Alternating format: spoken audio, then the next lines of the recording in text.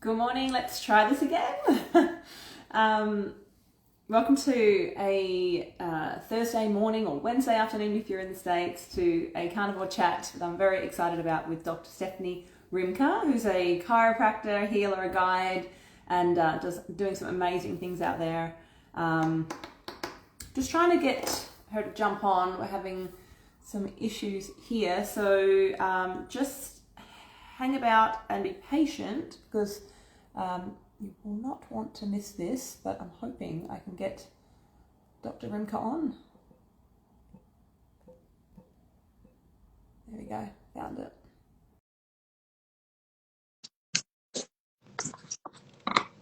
Hey. Hello. All right.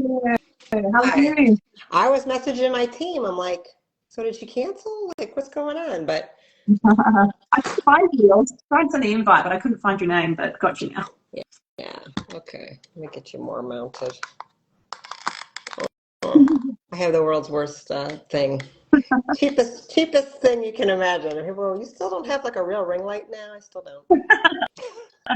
Sometimes it's those ones are the best, but yeah, thank you so much for coming on. I've been really excited to have you on. Of course. Um, That's not, listen, I'm sorry. It's like 7 in the morning for you.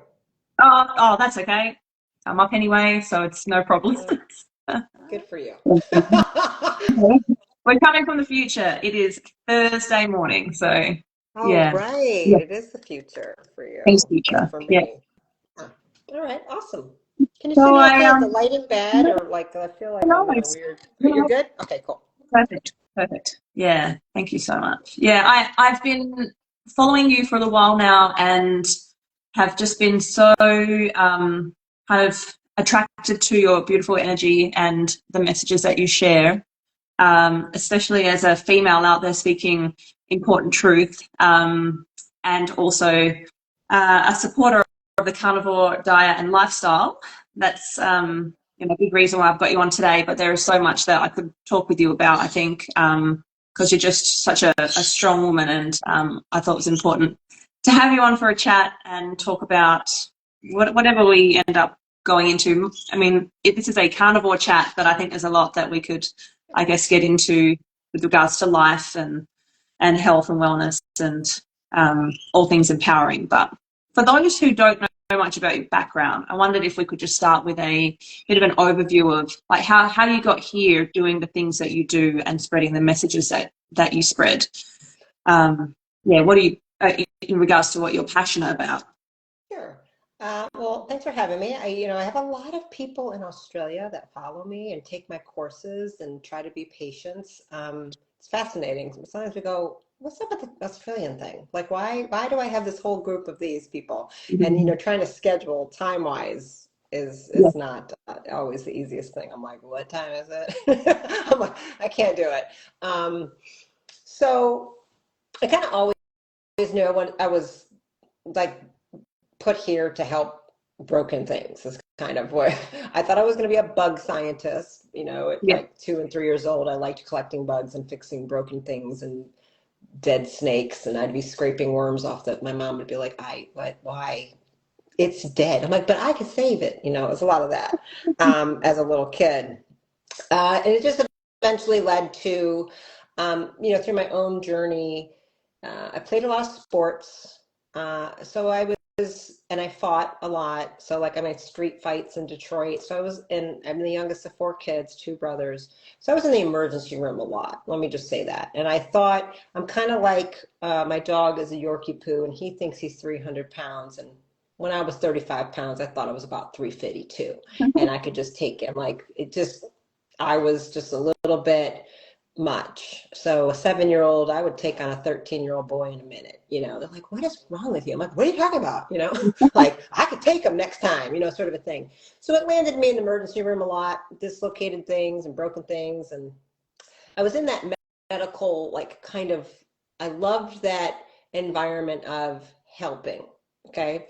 So I thought I was going to go that traditional route. But my mother did whisper things to me very young, 7, 8, I heard about the Rockefellers, and I heard about these 13 powerful families that were running things. And, you know, things were dripped, even though we were a very conventional family. I was like fully vaccinated, and it was just the 4 basic food groups. I grew up in the 70s and 80s, and, you know, just normal kind of life back where you could do anything and you were basically still kind of healthy, right? Yeah.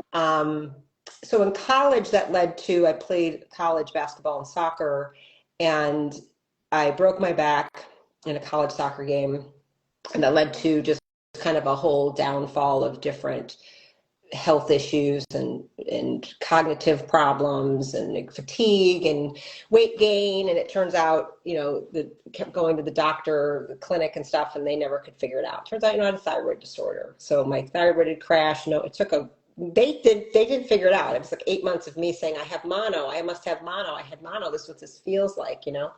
And it was that whole process of what, like an orthopedic surgeon, how they would talk to me, and then how I kept going in and out. And it was a girlfriend, you know, who was at another school. She goes, it sounds like you have a thyroid problem. It's like, she's like, I take Synthroid. Like, I don't understand why you need to tell them to test that. I'm like, so then another 19-year-old girl at another college had to tell me to go tell the doctor to run a thyroid test.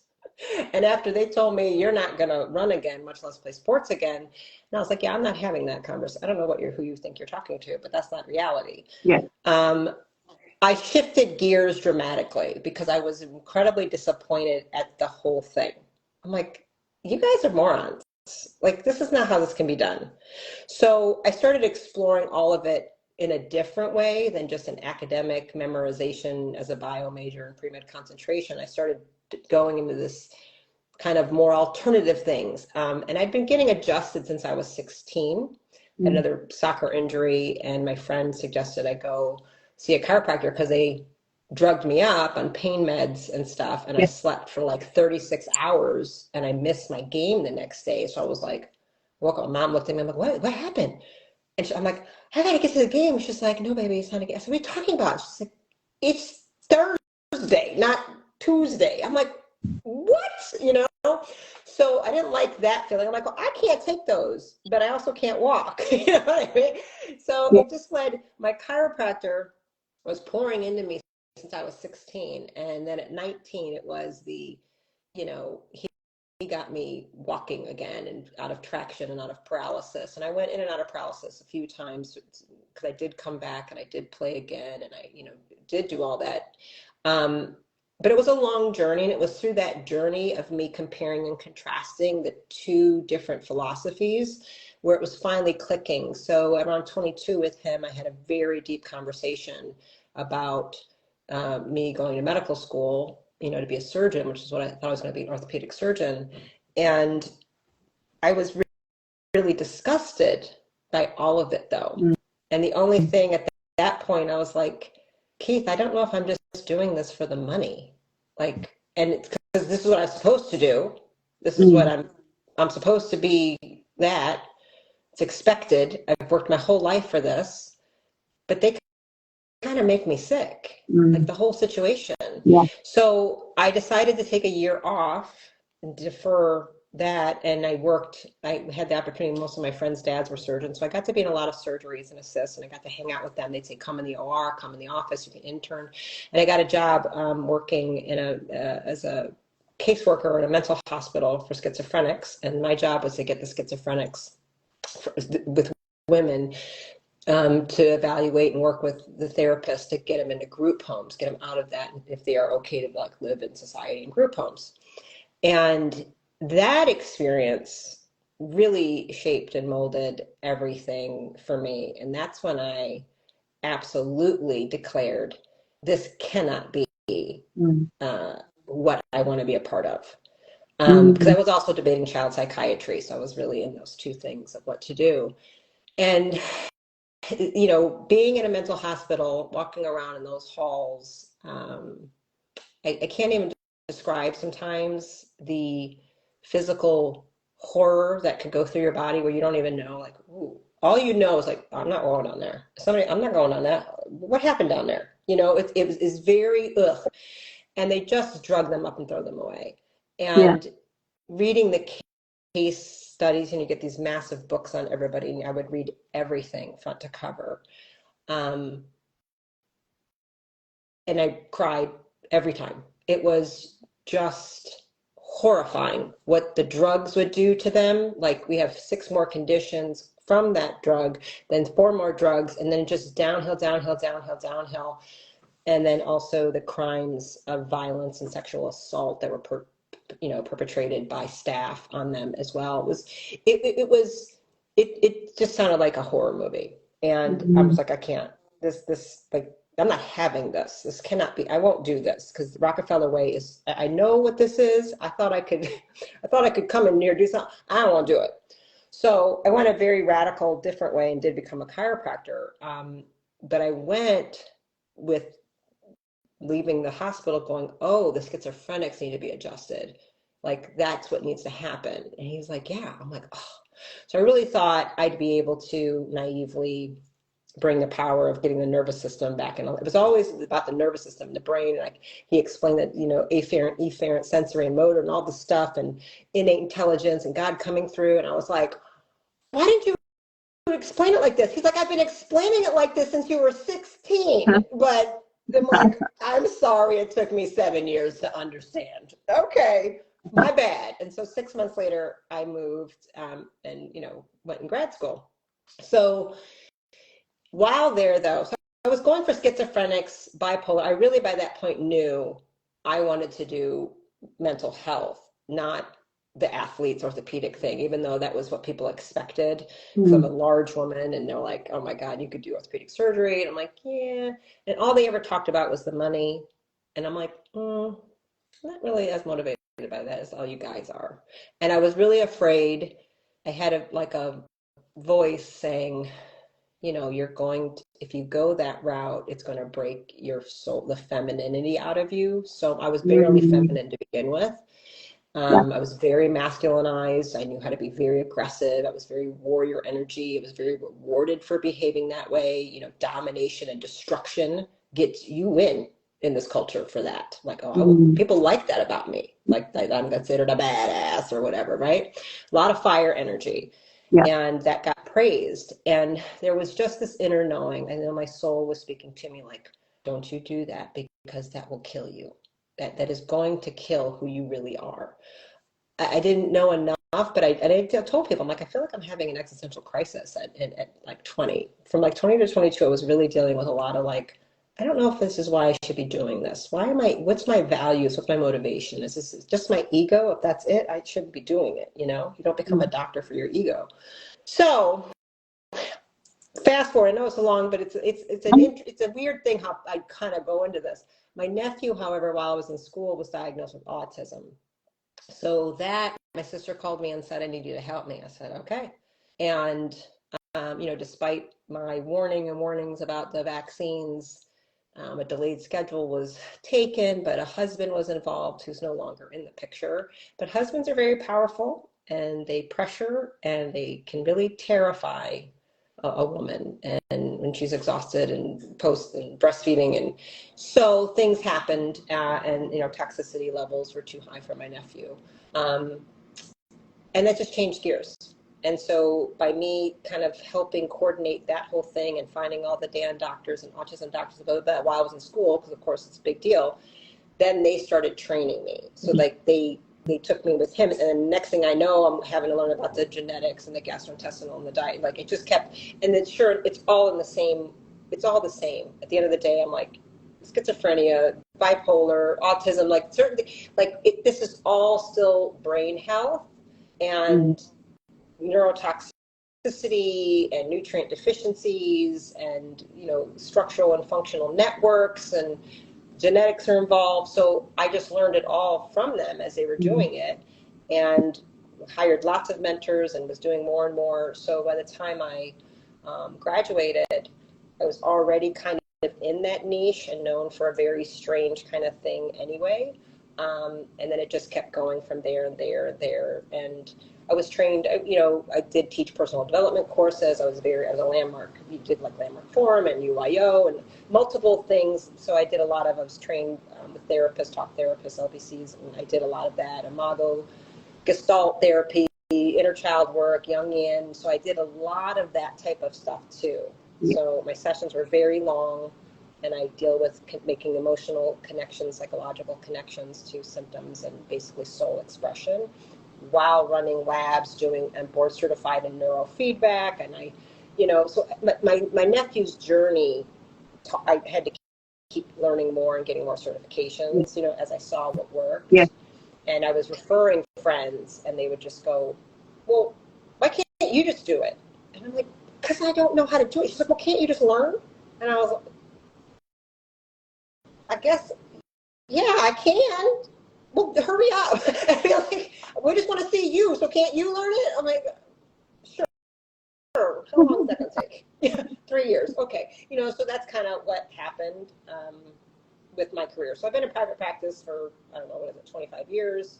I've had 6 brick and mortars, in locations, and I'm 100% virtual now, telemedicine, but I still do brain therapies, different sound therapies, neurofeedback.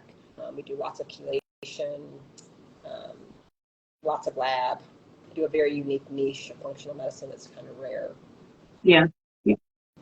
I think, interestingly, and what I wrote down as we were speaking was, I often reflect, I'm 41, and I often reflect back to my 20s also, because I at times had a knowing but didn't take action. And now at 41, I can know that there were certain things I knew back then that I just didn't have the ability to take action on in terms of perhaps the right choices for me. So you said, about having that knowing, but you had to have a certain circumstance, and maybe it was your nephew's story and experience that had to take you on that journey. And I think we all have those moments. Like when I was 26, I have a similar story to having, I was kind of aware, but I didn't know enough about health and the body to make the right choices. I was making very terrible food choices. And then at 26, I had a whole heap of unrelated health issues,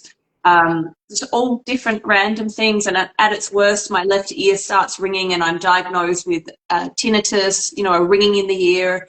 But the doctors, said, there's nothing we can do for you. It's a ringing that will never go away. They walked me out and they said, here's a script for 100 boxes of steroid nasal sprays and blood thinners, and there's nothing we can do for you. Goodbye. And that was it. And I remember saying to myself, if my body created this, then I can do something to perhaps make it better. And it set me on the journey too of finding the right people at the right time, the right testing, and it just opened up so much awareness of what I just didn't know in terms of what I was eating, how I was living, how I was thinking, feeling, what I was putting on my body, what I was breathing. And, in 12 months of implementing a lot of that and taking really good care of myself, I was able to reverse almost everything. The ear ringing is there, but it's a lot lower. Barely hear it. I know what makes it worse, and that set me on my journey of being passionate about helping others. Because a bit like you, like how, people asking you to help them, I thought, well, clearly if I've got these problems and I didn't know about any of this, there has to be a heap of other people out there experiencing things that they need help, understanding and perhaps working towards healing. And that's why I started running events where I'd get people who had knowledge to share into a space, and, running retreats and wellness days and big, film screening events that promotes all this kind of, holistic health, I guess, holistic health and, emotional well-being, personal development, everything that I attribute to helping me on my healing journey. So I think in a similar way, you have to sometimes go through a bit of a process to get to a point where, you always have, passion, but, purpose kind of finds its way through at some point based on our own experiences. So, always. Yeah, that's, everybody's motivated by one thing. You're always seeking to fulfill your highest values. Everybody has a set of priorities in life that are important to them, and they're not the same for everybody, and nor should they be, right? But your priorities AKA the things most important and least important to you, we would call that your value system.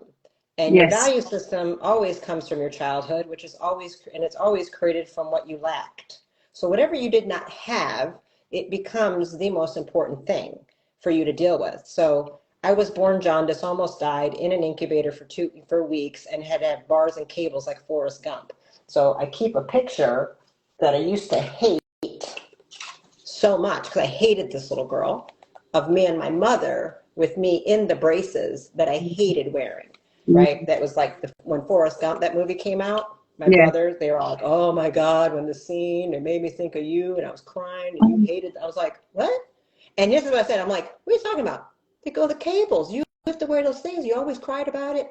There is no residual memory in my mind of me and Yeah. these cables except for this, but I couldn't even walk back Mm. then. My mom would say, yeah, you had a bar between, like, you couldn't even turn over. So the void of me having freedom of movement, weakness, no strength, right?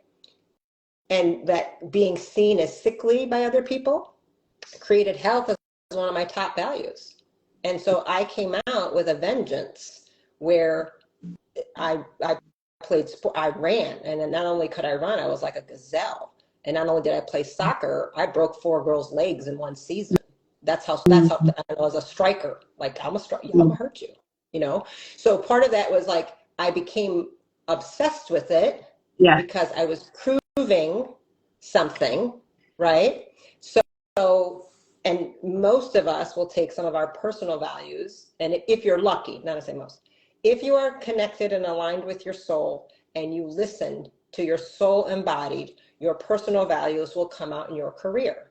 So my personal Mm. health isn't my top 3, and it's also my top 3 career values. My business has a value system too. Yes. So my business has a different value system than my personality, right? Than this avatar. So anyway, like, it's always the case. And most people are walking around and they have no idea what their values are. They have no idea, about what they prioritize in life. And they're often trying to, live up to other people's values. So I was figuring out my values very young. I didn't know that's what I was doing, but I was acutely aware of it, and I assessed it all the time. I knew it was important to me. I would tell people when I dated them, so let me be real clear. Don't choke me off. I value my freedom more than I do love. You push me, I'll leave. Mm-hmm. Yeah. And I'm like, I'm not apologizing to you for it. I ain't sorry about it. Freedom is more important to me than love. That is now, Mm. that is not now true for me. I have changed my values, but the freedom was such a void, caused so much pain in my life that had to take priority for a really long time. I have filled that void.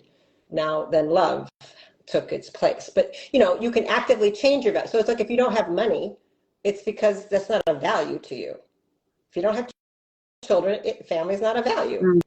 You know what I mean? Yeah. So anyway, it absolutely comes, not it 100% comes from your childhood experiences. What was lacking or missing, what you interpreted, what was the void you felt, and you are always trying to fulfill and chase that. How how significant is this part, the value system, with regards to you working with your clients?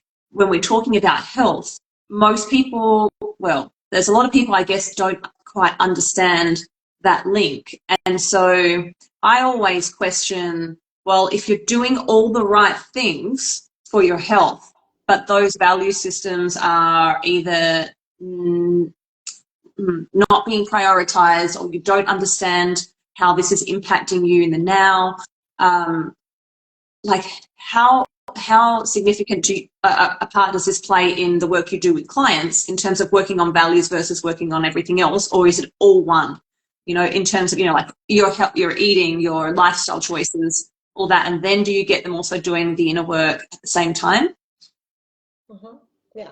So it's incredibly important, but so I'm lucky or smart, however you want to look at it, that I've set things up in a certain way. I have never taken anybody's health insurance in my practice.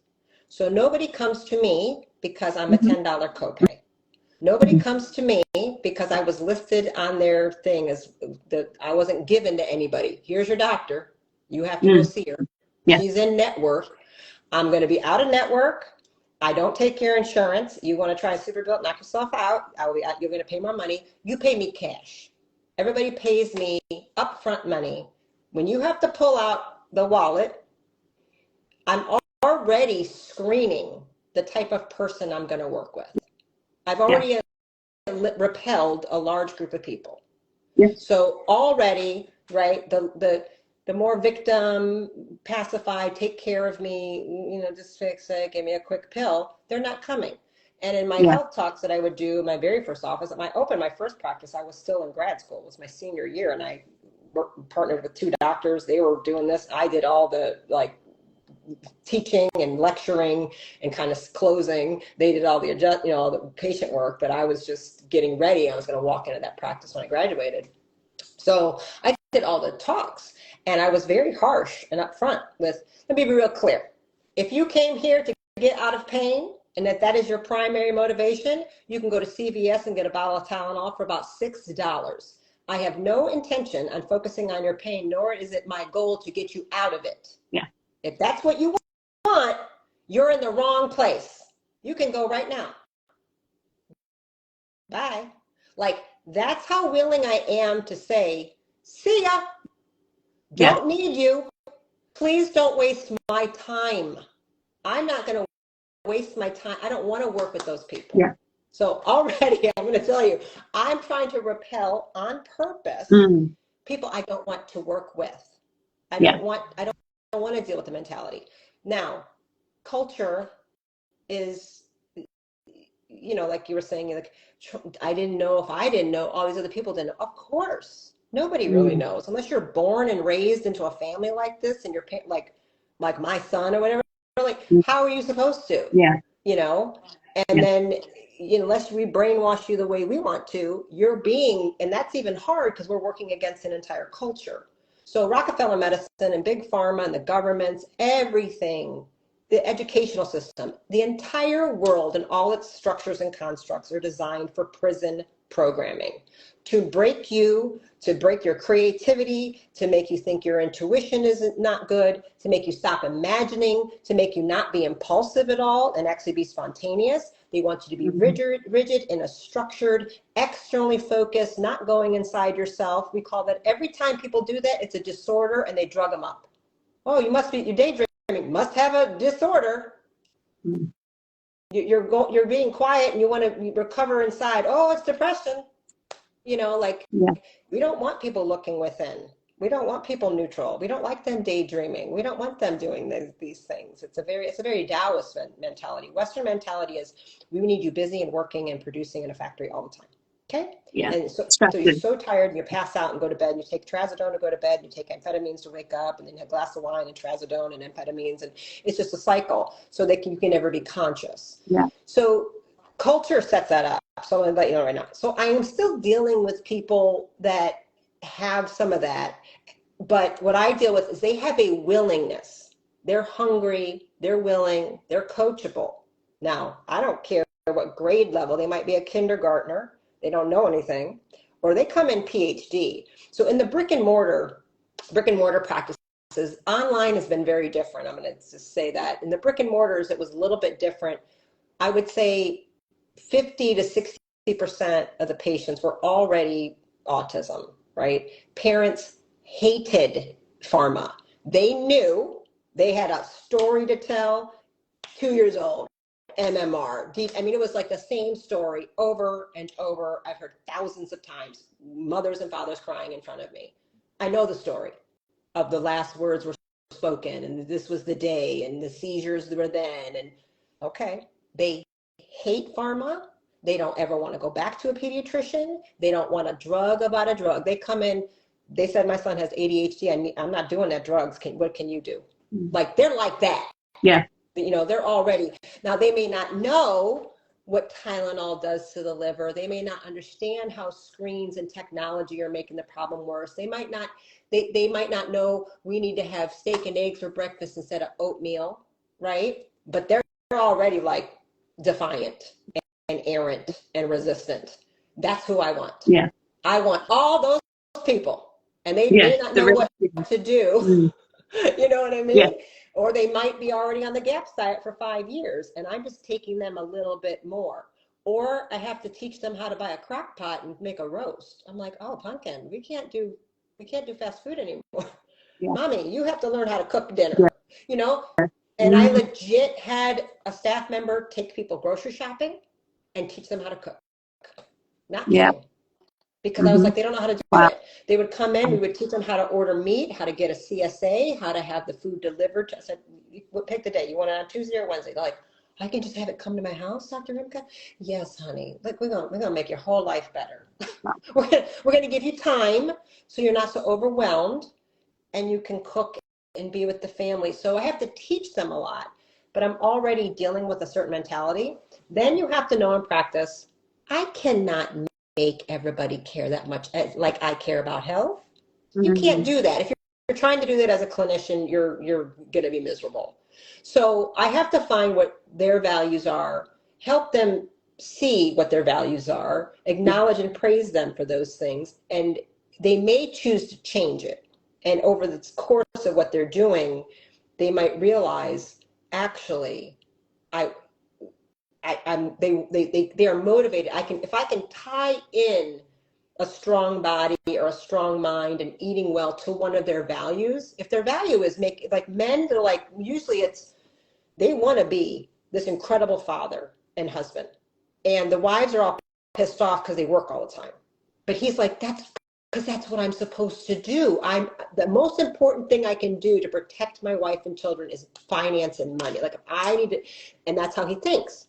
So if I can tie in working at but losing that 30, but he's got a gut and he's not doing well. I'm like, if I can tie in his health and his longevity and his ability to pick his wife, fireman's carry. And I'm like, if you can't carry your kids out of the house, if there's a fire and they're all passed out, you have a problem. He was like, oh, yeah. Right. So if I can connect it to his value, I can get him in the gym. Yeah. I like that. So that's my job to figure that out, not to change their value per se, but Yeah. sometimes it does change. Sometimes you can see radical changes and, Yes. that kind of thing. Yeah. Yeah. Does it, I don't know, frustrate is the word, but you are obviously seeing a lot of people with issues when they come into you for a certain reason. But, I guess with the messages that you share, and I like to try and hope that people will actually make decisions before they have to make decisions because of the health conditions that have popped up. Yeah. So preventative work is really pain important. works. I mean, pain drives purpose. Pain, every symptom, every pain, right? It's the soul's way of expressing itself through your biology to tell you to course correct. Yes. And if you listen, you're okay. And people who don't listen, it gets bigger and bigger and bigger. I'm like, you can make it be a toothpick, a 2x4, or a train. It's up to you, pumpkin. Well, you can't listen. You have a problem. It's going to get right. Yeah. So that's like my ear, like I wasn't listening and my ear just decided to scream at me. You don't want to listen. Like, I wasn't listening to my body. Okay, we're going to scream at you. We're going to make you not. Right. And that's what sometimes all my job is. I'm just doctor means teacher in Latin. That's what we do. And so my job is to teach and to guide. That is, we are taught that day one in school. They're like, you are not a healer. You're a teacher. Yes. Because the only person I can heal is me. So when anybody says I'm like, I didn't heal shit. I hate being called a healer. I'm like, I'm not a healer, except for myself. I'm a teacher. I'm your guide.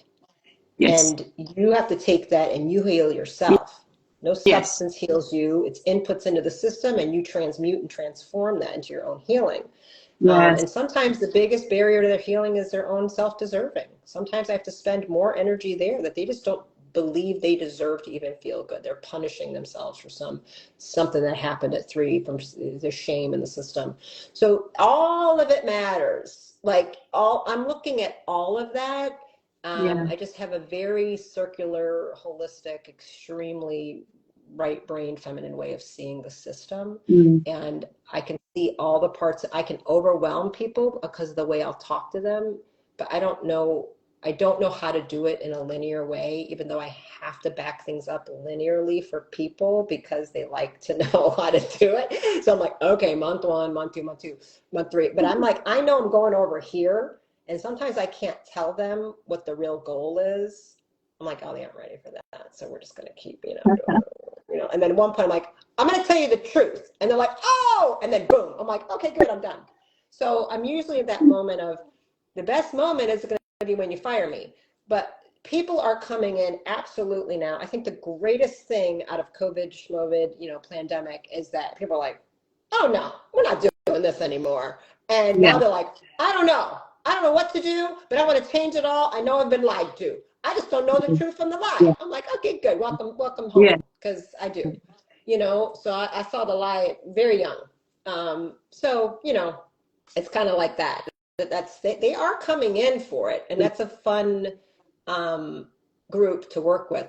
That more is like, I don't really have much complaints. I'm just trying to like live my best life and get better and do better and be better and make sure I don't get cancer and Alzheimer's and those things. Like, let's just get it done. I'm like, oh, okay, fantastic. What do you want to get into? Yeah. So. That's great. Well, maybe that can help us get a little bit into the carnivore conversation, because for me personally, what I thought I was doing was, the clean eating, and I was like the smoothie bowl queen and, juicing and all of that. And then I had an opportunity to have an experience. I was coming out of divorce, and I was very stressed out and not spending much time on myself, and I decided to finally spend some time taking care of me, and I went mostly keto and had a really incredible transformation, a body transformation, but it also changed who I was on the inside. And I've always, since the ear ringing situation at 26, I've always taken a lot of time going inside and also doing the inner work, which is, supplemented my healing journey. So yeah, keto for a while, got in great shape, thought I was doing amazing, and then I decided I would do a bikini bodybuilding competition just to see how far I could take myself for the fun of it. And so that was all on keto, and then I got sick, with about 5 weeks to go, and my coach said, why don't you, when I got better, I really wanted to keep going, and he said, why don't you do carnivore for the last 4 weeks? And it changed how I looked, and it was a huge help in that sense. But actually what happened was the experience enabled me to feel the way that I felt, and I'd never felt like that before. So it kind of elevated me to a point where my energy was high, my mental health was great. I was, living life, seeing life, just feeling amazing. And I never felt like that before.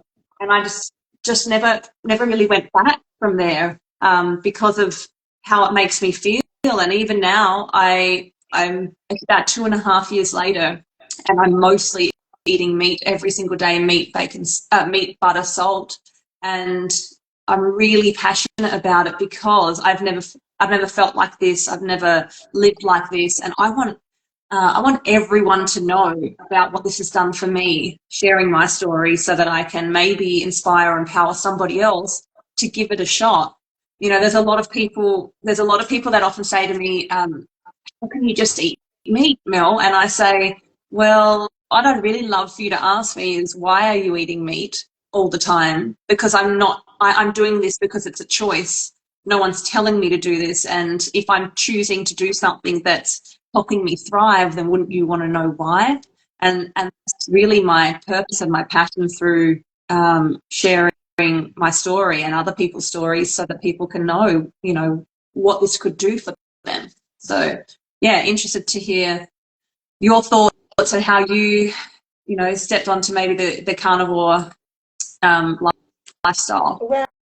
Well, food's like a major thing, right? Everybody wants to talk about food, and whenever you get into health, natural, like holistic health, I had a lot of nutrition classes. In grad schools, when I also fasting was a huge thing. So I've been doing water fasting since I was 22, right? I'm 52. So decades. And so I've done, people say, watch, I'm like, I don't even know how many 10 plus day water fasts in my life. at this point. Yeah. And I was a huge advocate for water fasting, and I still like it, but I'm not as into it as I was, because that was the only time I would feel super good. Mm. But looking back at it now, when I broke my back in college, and I was a vegetarian and a vegan, Mm. 14 years, 12 years vegan. Okay, Yeah. so water fasting was incredible because I stopped eating Yeah. poison. I Yeah. felt insane. So I was thinking it was always just the ketones, right? No, well, yes, but it was like I stopped poisoning. I stopped drinking bleach, stopped oxalate bombing and, lectins. I mean, it was just insane. It's just, what I know now. I'm like, oh. So I came to meet again, and I was all for spiritual choices mostly, to be honest.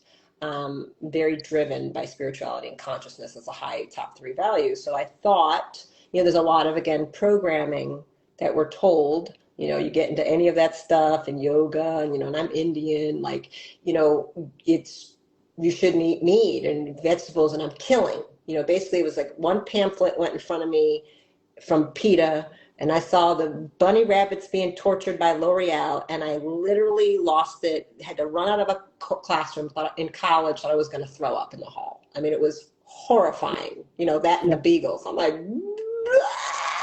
and I just was looking, I'm like, we're not eating meat anymore, we can't do it. So I didn't want to be a killer, right? And the shame and guilt that's, veganism is so good at manipulating that emotional state in people that you're willing to like destroy yourself over it and your own, and so I think they really prey on people that are already struggling with shame. And then it's Mm. very easy to tie into that, your own Yeah. self-hatred and your own shame that you deserve to be malnourished, right? So I was Mm. very committed, and I did that for a long time. And then basically, long story, I went into early menopause, like 30, 32, whatever it was. All hormones, it was just a mess. I was such a mess, but I always was lying about it because vegans lie about it all the time. We never tell the truth about what we feel like to anybody. Everybody lies. I was Mm. in the cult. Interesting. Yeah, it's a cult. It's really bad. Okay, so I did tell some friends, and all my friends are usually 20 years older than me. So, they were all 50 something. And these women were like, honey, you're describing menopause. That you shouldn't have this. This is what we go up all night sweats. That's not you. This is not good. You need to go get your, you go to the doctor. We know you hate the doctor. We know you hate a physician, but run your labs, blah, blah, blah. And I wasn't, that age looking at hormones in my practice. It wasn't like a thing I was into, I would prefer, I had one good endocrinologist that I referred to. So I went and looked at it, and they're like, you're in full blown menopause. Like, but that's not okay. We need to, and it was them who were like, did my genetics and talked to me, and it was so beautiful. He was a really great physician. He's gone now, but and he had he spent an hour with you, an endocrinologist like Stephanie, drawing things out. Because I know you've done this for spiritual reasons, and it's really hard for you to understand, but God does not want you to be in this much suffering. You should Mm. not feel bad. Like your numbers, my cholesterol was 127. They thought, other people thought that was good. They're like, are you depressed? And I was like, well, I Mm. mean, I just thought everybody felt the way, I just thought everybody kind of wanted to die and the world was great. And we all, you know what I mean? Like it was all painful and misery, but I just didn't talk about it. So they convinced me they're like, you have celiac. Like you have celiac disease. You can't eat gluten and soy. What? I went, what? Like, what?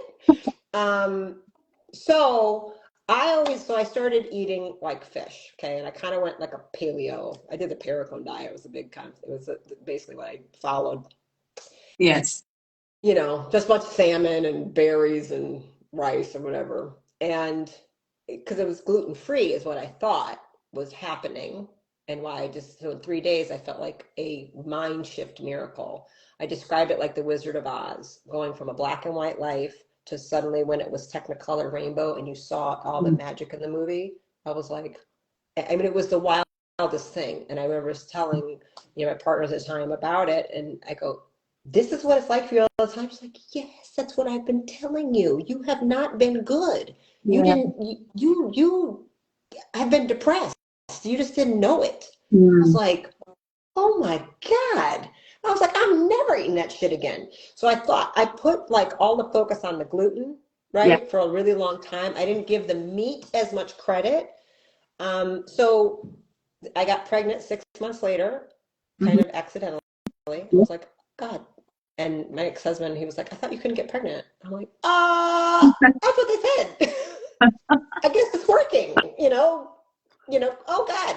So it was a very rough pregnancy, 8.5 months bed rest. They thought I would miscarry. I had no hormones, and suddenly my body had to surge like you wouldn't believe. So I was eating a lot of meat at that time. And then when Mhm. my son, so I was kind of like, keto, like blah, blah, blah. I went through all the things. I know all the diets, right? Keto, because I do that for patients. So if somebody has seizure disorders, I do nutritional ketogenic diets for brain cancer, and I've been doing that a long time. I do GAPS diets with my patients. I do paleo. I do AIP paleo. I help pick and choose what can work for them, Yes. where we can go with it. Like paleo is kind of the minimum point of entry for me to work with Mm. me. If Yes. you can't get to there, I'm not working with you. Mhm.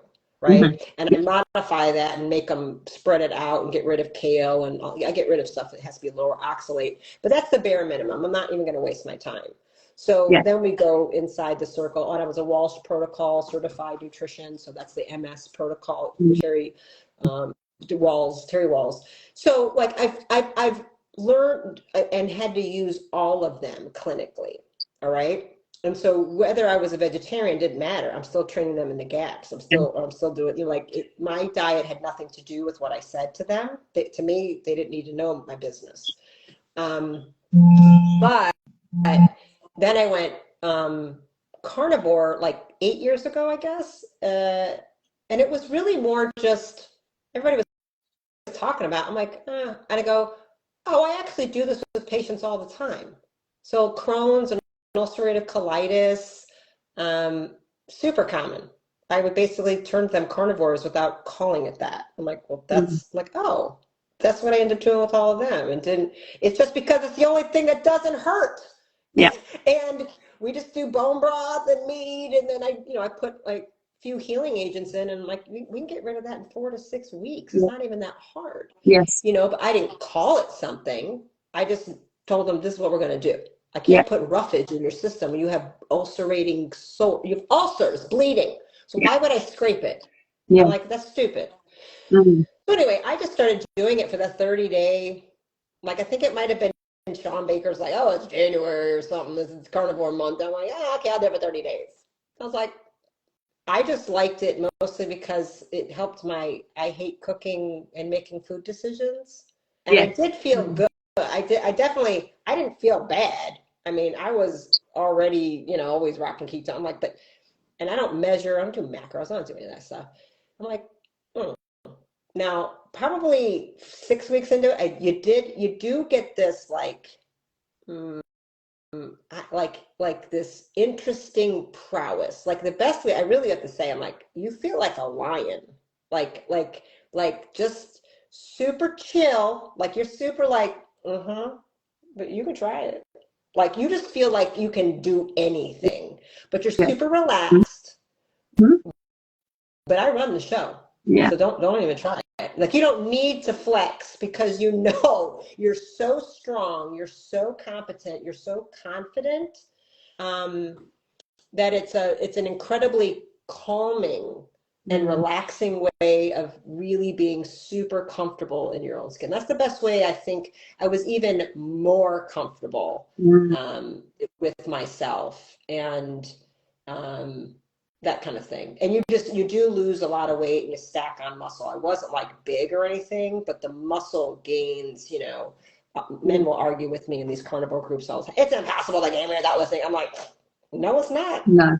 I stacked down 15 pounds of muscle and I don't do a damn thing. They're like, what? And I said, and I'm old.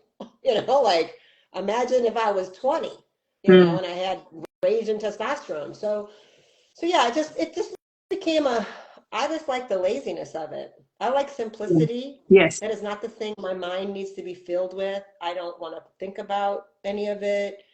I enjoy eating. I enjoy food. I get great pleasure. It's incredibly sensual.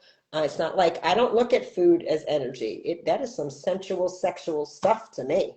I mean, Yes. but because it's all I eat with my fingers, and it's like a whole thing. I've had people stop. They're like, I'm like, what? They're like, watching you eat is like a whole experience. I'm like, oh God, is it too much? Like, it's fine. Just don't do that in front of my father. It's a lot. I said, oh, okay. Like they're like, oh, baby, it's nice to watch you eat. You really enjoy it. I'm like, oh, I do. Yes. But I don't need it to be cakes and donuts and 18 layers and all this work. And I don't think most people do once they clean the perverted taste buds. The taste buds and everything have gotten so perverted. The brain signaling, the dopamine coupling in the brain has gotten so deranged. Mine wasn't incredibly deranged, right? I didn't go from sad diet to carnivore. It was like almost nothing. I was like, oh God, I don't have to eat the broccoli? Thank you. Nobody likes it anyway. I used to love broccoli too. No. I actually used to love that. Now Why? No, did you really love it, or did you like all the butter you put on it? Because like I don't know. I think it was just, I don't know why, but I used to, not now. I don't have it at all now. Yeah. Anyway, so yeah, it just became, I just did it, but then I leverage it. Then it was like, oh, this is like a thing, and I've been doing this, so I leverage it very hard clinically. And my carnivore course, I've taught 10,000 women, and I'm like, Yes, wow. the carnivore nobody knows about. People are like, you're a carnivore? I'm like, a long time. I've taken 10,000 people through it, women. Yes. So, but I do it on the down low, and most of them are over 60. Most people, most women in my courses, carnivores, over 60. And a 70-year-old woman who turns carnivore, she never goes back. Wow. They're like, yeah. they heal. So it's shocking. It's incredible to witness a 70-plus-year-old woman switch to carnivore. I get her eating meat 3 times a day, and I break up that calorie weight, bullshit. Oh, it's a whole different, they become beasts. Yeah. It's really, really cool to watch that. Yeah. What do you notice the most that they love about how they're feeling? Is it just a freedom or an energy they haven't felt before, or It's mental. It's mental health. Oh no, it's cognition and mental health. It's joy and energy, depression, anxiety, things that'll lift it. They just thought, pain, things that they thought they were going to have forever. They have it's life force. It's vitality. It's literally aliveness. You watch them come to life. I'm always tracking aliveness in people on a scale of 1 to 10. I'm always looking for it. In my patients, I'm looking, where are we? Unfortunately, when we look around us, a lot of people are not really alive. You can see it. You can see it in their eyes. You can feel it in their energy. This is what I try to explain to people about carnivore. It sparks you back up like a spark plug, like you're zapped back to life. I often say that I can see colors more vibrantly. I can see life better and stronger, and that's one of the biggest things for me. I'm seeing and feeling life in a different way. Yeah. So I love hearing it. Just decreases toxicity better than anything. So it is the most, it's the greatest elimination diet. It's the greatest deuterium depletion diet. So when you start helping the body, you stop putting poison in, you increase its capacity with the nutrients required to get the poisons out, and you're regenerating, and you're stopping breaking all the mitochondria. You have no choice but for everything to get better. I mean, mitochondria are running the show, and there's no way of eating that is more encouraging to healing broken mitochondria, repairing them, and making new ones. So it does it from a very sound biochemical process. The physiology of it is it's not rocket science, it's very simple. I'm like, the fact that we even debate this at this point, I think, is ridiculous. What do babies, are you a mother? Yes. Okay, so I am too, right? So breast milk is ketogenic. Okay, babies are in ketosis. The human baby is supposed to be in ketosis. That's what they are, right? Massive ketones, massive medium chain fatty acids, massive cannabinoids. This is what they're being flooded with. All these wonderful things, right? So to me, the natural, physiological state, if you're born or that way and it's ketosis, why should we suddenly switch over to, as soon as people give their baby, rice cereal or Cheerios and applesauce, they ruin everything. I'm like, oh God, why'd you do that? You ruined it all. You should have given them some eggs and some steak and some salmon, some stick of butter in the face, right? And they'd be like, and they're good to go Yeah. because they want to stay ketogenic. The Mm-hmm. brain wants ketones, Yeah. right? Everything does.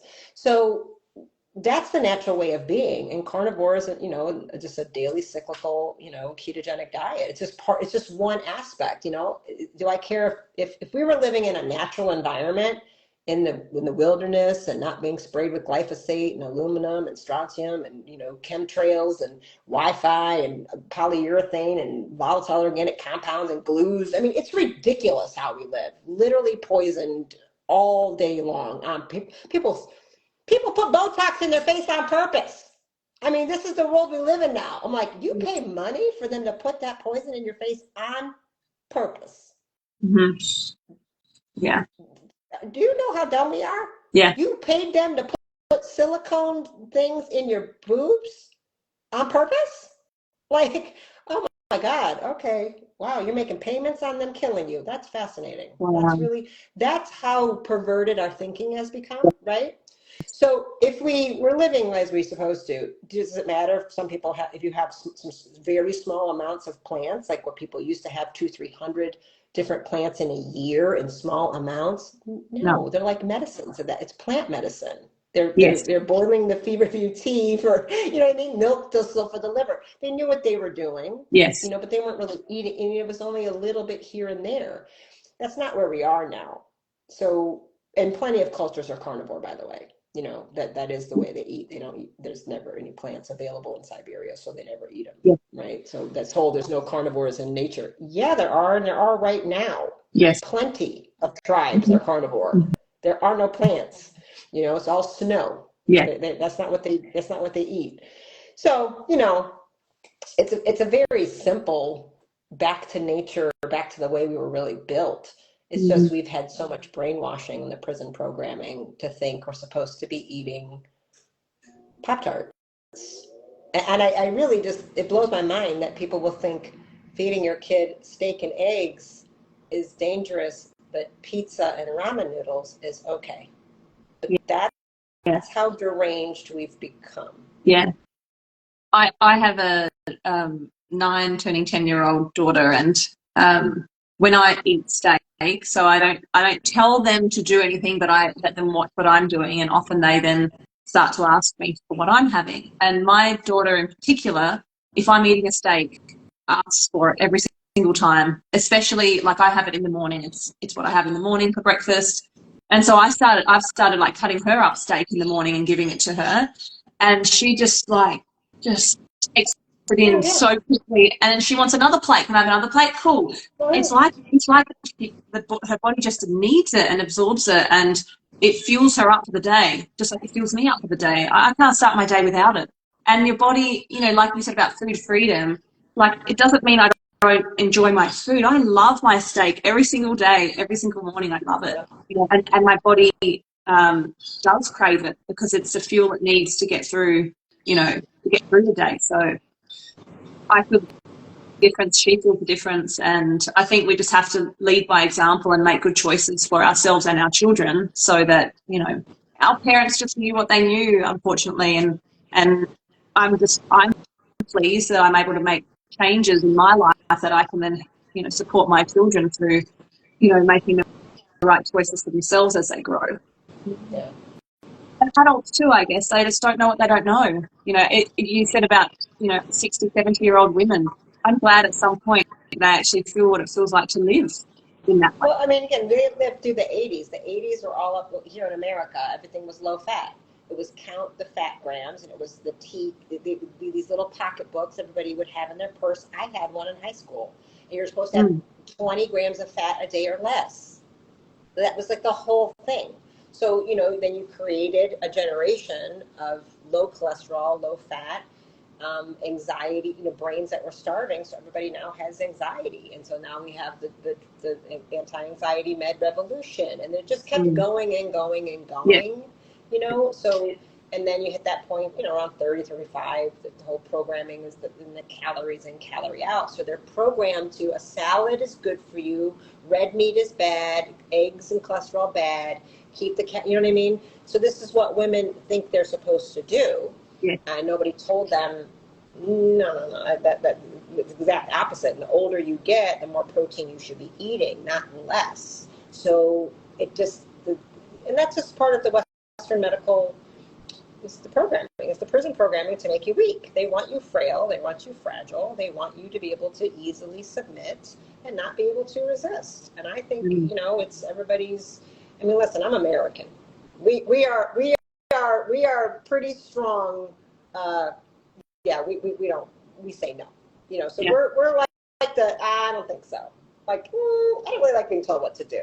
Yeah. Even though we fall for it, but literally as a nation, our whole attitude is, you can fuck off. Yeah. That's kind of, you want to go to war over it? Sure, let's do it. That's kind of how we are. We bring war and we bring entertainment to the world. And it's been kind of heartbreaking to watch my own country become so compliant and so weak. Yeah. But that's, if you make people unhealthy, they're weak. And they're very easy to move and shuffle along. Yeah.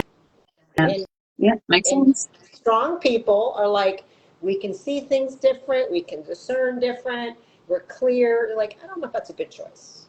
I don't know if I can trust them. And a healthy, sound body is how you connect to your soul. So your soul can feel safe in it. And that's where your intuition speaks to you. If you're deranged and chaotic and inflamed, that you're hearing deranged signals. It's too much static, So there's a lot of that goes into it. And I have to warn you, I do need to go in a couple minutes. No, I just looked at the time too. Okay. We've been over an hour, so no problems at all. I appreciate your time and having you on. Hey, you should come down to Australia. I run some amazing live carnivore events, and if you're ever wanting to come down, you're more than welcome to join us. Yeah, make sure you tell it to us, because people are always looking around carnivore groups and stuff like that, and it is hard. I ran a carnivore safari in South Africa, so and that so it's a big deal. So most of these things where there's personal development or any spirituality or yoga, they're always like vegetarian. I was like, listen, I'm doing straight carnivore, and when the vegetarians would ask, can there be an option? Nope, no, not doing it. You can fast for 10 days in Africa if you feel like it, but it's meat. And let me tell you, all the safari guys, the travel guys, they were like, this is the greatest group we've ever had. So I go, normally they come in and it's like yoga and we're starving, it's salad. They're like, you can do one with us anytime. I'm like, they're like, you really just eat meat? I'm like, yep. Everybody here does too. So we good. So I think, so thank you for doing that. So having special things so people can come in, because I know friends have gone to Bali for retreats, and the stress level, like them bringing a suitcase of meat sticks, and they're like, it's vegetarian. What am I going to do for 7 days? I'm like, oh, you can't do that. And I've had that too. I'm like, well, I'm not eating that stuff. So how are we going to feed me? And if they won't give me, I won't go. I won't sign up. So please email, I know you have my office, so we can put that out and let people know. Absolutely. So in April here in Melbourne, Australia, Dr. Robert Kiltz and Bella and Carnivore Ray and all our local carnivores here are all coming down in April to join us at a 1-day live event. And I'm working with somebody else right now also, which I could probably talk with you about, a women's carnivore retreats here in Australia that we're putting together.